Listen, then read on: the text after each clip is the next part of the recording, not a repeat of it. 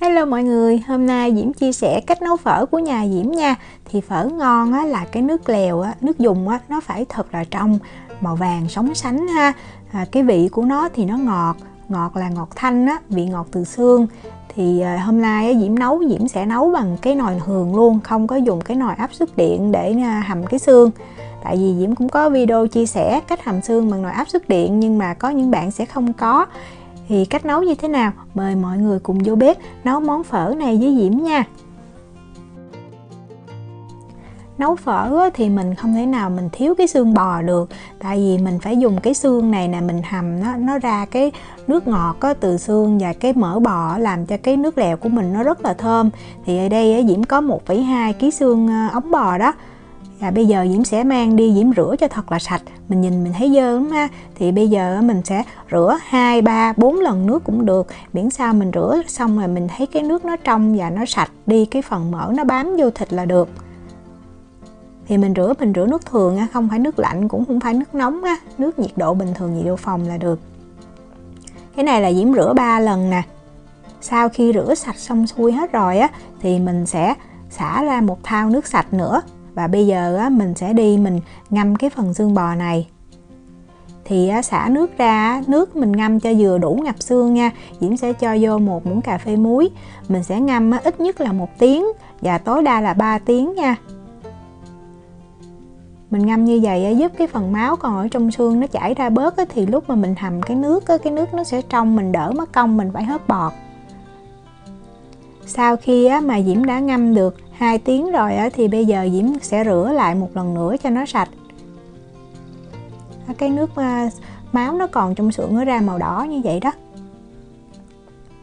Rồi bây giờ mình sẽ lấy một cái nồi mình cho xương vào và mình sẽ đổ ngập nước. Thì lượng nước bao nhiêu cũng được, miễn là nó ngập hết cái phần xương này là được. Và mình sẽ mang cái phần xương này mình đi trụng nha. Mình trụng để cho nó ra thêm một lần nữa những cái chất dơ như vậy lúc mà mình nấu nước lèo, cái nước lèo mình nó trong lắm. Diễm sẽ cho vô đây tiếp tục 1 muỗng cà phê muối nữa. Thì muối nó giúp cho lấy bọt ra những cái chất dơ từ trong xương Khi mà nước sôi mình sẽ dùng đũa mình đảo lên cho thật là đều nha. Tại vì có những chỗ mà nó không có thấm nước hoặc là nó sôi mà không có đều thì mình đảo lên. Thì mình nấu khoảng cỡ 3 tới 4 phút rồi mình sẽ mang đi, mình bỏ cái phần nước này. Thì đổ nước ra mình cẩn thận nha, rất là nóng luôn Mình đổ xương ra và mình sẽ rửa lại cái phần xương này. Mình cũng xả nước bình thường không nóng cũng không lạnh, mình rửa cho thiệt là sạch. Sạch cái phần bọt bám và đó, máu đỏ nó cũng còn chảy ra đó. Xong cái khâu này rồi thì mình sẽ đi hầm cái nước lèo của phở. Thì mình sẽ bắt lên bếp một cái nồi to nha.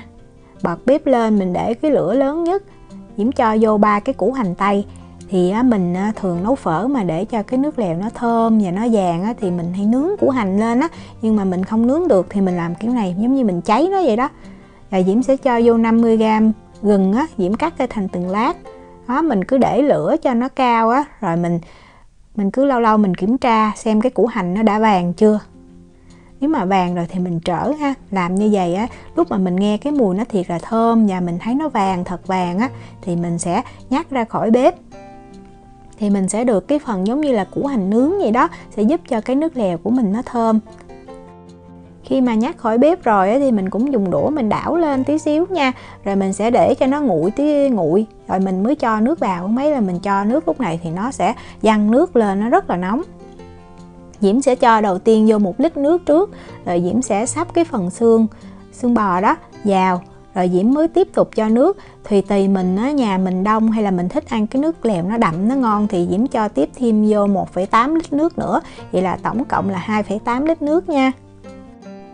Bắt nồi lên lại trên bếp mình sẽ bật cái lửa lớn nhất, mình nấu lên cho cái nồi nước này nó sôi.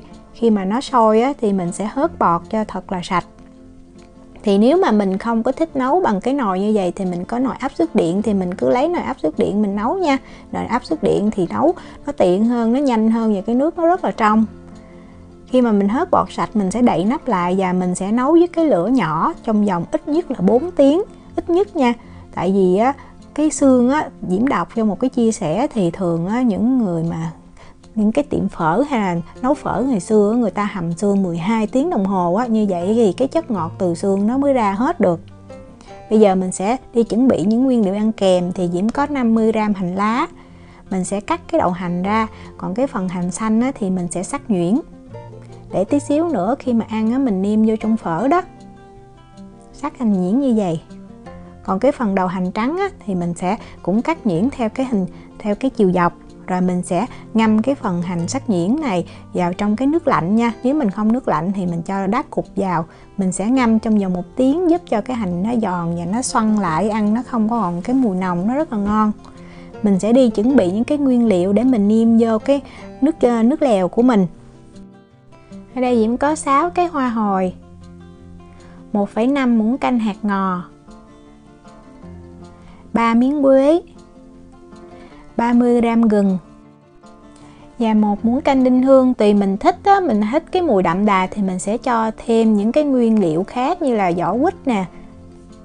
Nhà Diễm thì thích ăn cái mùi nó thoang thoảng và nó nhẹ. Ở đây Diễm có 3 cái củ hành tím và 1 cái củ hành tây. Bây giờ mình sẽ đi rang những cái phần nguyên liệu này lên nha. Những cái phần nguyên liệu này mình phải rang hoặc là mình nướng lên thì khi mà mình nấu bỏ vô nước lèo nó mới thơm được. Bật bếp lên, mình sẽ để cái lửa lớn nhất và mình sẽ rang trước cái phần quế và hoa hồi. Mình đảo qua đảo lại nha, cho đều, tại vì nó cũng mau cháy đó. Khi mà mình thấy khói nó bốc lên và nó hơi đen ở dưới như vậy thì mình nhắc liền ra khỏi bếp và mình trút ra tô nha. Mình phủi cái nồi cho thiệt là sạch, rồi mình lại nhắc cái nồi lên lại, mình chỉnh xuống lửa trung bình. Và bây giờ mình sẽ rang cái hạt ngò và đinh hương. Mình rang thật là đều tay. Khi mà mình thấy thơm và nó chuyển sang cái màu nâu á, thì mình cũng nhắc bếp. Rồi lại lau cái nồi cho sạch, mình sẽ cho hành tím và gừng vào. Mình cũng cháy lên cho nó thơm thiệt thơm nha. Mình cháy ở cái lửa trung bình. Đảo qua đảo lại, mình lật lên á, mình thấy nếu mà nó đã vàng cháy ở dưới thì mình đảo. Nếu mà mình có cái lửa than á, mình nướng là ngon nhất. Nhưng mà mình không có thì mình làm theo kiểu này. Sau đó mình cũng gấp ra, mình để đây đợi cái nước lèo nó đạt rồi á, thì mình sẽ nêm vào. Đây là nồi nước xương sau 4 tiếng. Nếu mà mình có nhiều thời gian hơn á, thì lúc này á, mình vớt cái củ hành ra, mình thay cái củ hành mới vô và mình tiếp tục mình hầm nữa nha. Thì cái nước lèo của mình nó lại sẽ càng ngon hơn nữa. Tại vì cái xương này nếu mình hầm 4 tiếng thì nó cũng chưa có ra hết được cái chất ngọt trong xương nữa. Bây giờ Diễm sẽ vớt cái phần củ hành và cái phần xương ra. Thì phần xương này á, ngon một chỗ là nó có thêm cái gân. Thì cái gân này chút xíu Diễm sẽ cắt ra để Diễm cho vô mình ăn kèm với phở luôn. Mình muốn thì mình cho lại cái cục xương đã lóc gân vô cái nồi phở cho nó hầm tiếp. Những cái nguyên liệu Diễm đã chuẩn bị, Diễm có thêm 1/2 muỗng canh tiêu hột nha. Mình sẽ nêm thêm tiêu hột cho nó thơm. Mình sẽ dùng một cái túi vải hoặc như Diễm có cái này nè. Diễm cho những cái nguyên liệu vô. Mình sẽ cho vô trong cái nồi nước lèo luôn. Cái này thì hồi lúc Diễm đi chơi ở Hàn Quốc có Diễm mua. Nói luôn để mọi người có gì mọi người hay hỏi. Đó, mình cho vô như vậy thì những cái nguyên liệu này á, mình cho vô trong nồi nước lèo. Mình sẽ để cho cái lửa là lửa thấp nha. Mình sẽ hầm với lại cái lửa riu riu á, ít nhất là 20 phút và tối đa là 30 phút. Đừng có hầm lâu quá thì nó cũng sẽ không có còn cái mùi thơm nữa. Cái này là Diễm để vô được 20 phút. Bây giờ Diễm vớt ra. Sau đó mình sẽ cho vô một cái củ hành tây cắt ra làm đôi, giúp cho cái nước lèo của mình nó thơm và nó trong.